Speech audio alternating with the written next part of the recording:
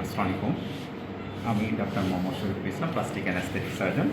আমরা নিয়মিত breast surgery করে থাকি।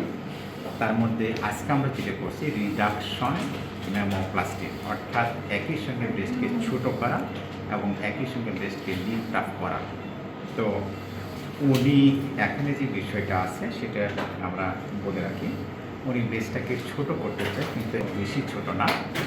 তো ওনার ডিটেলসে গিয়ে আমরা যখন বুঝতে পারলাম, যখন একটা ব্রেস্ট ঝুলে থাকে তখন কিন্তু স্বাভাবিকভাবে সেটাকে বড় মনে হয়।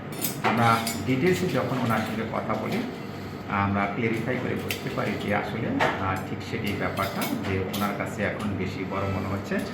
আমরা যখন ব্রেস্টকে লিফট আপ করি তখন কিন্তু আসলে আমরা যদি কোনো টিস্যু নাও ফেলি, তখন কিন্তু ব্রেস্টটাকে এক জায়গায় যখন হবে তখন এটা ছোটো হয়ে আসবে। তো সুতরাং আমাদের হলো যে এত বেশি রিডাকশন করবো না, আমরা এত বেশি কমাবো না, মেন কাজ হবে আমাদেরটা।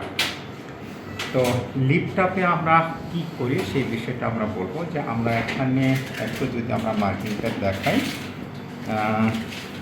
এখানে আমরা মার্কিং করেছি, দ্যাট ইজ হলে যে এই নিপল এরিওলাটা জায়গাটা, এখানে এই যে এখানে রাউন্ড ফিগার করা আছে, এই জায়গাটায় সেটা চলে যাবে, এটা এখানে চলে যাবে। আর ভিতরের টিস্যুগুলো আমরা রিঅ্যারেঞ্জমেন্ট করবো, অর্থাৎ টিস্যুটাকে এদিক সেদিক করে আমরা একটা লিফট আপ করবো। বিশেষ করে হয়েছে আমরা স্ট্রাকচারাল মেমোপ্লাস্টি যদি বলি, স্ট্রাকচারাল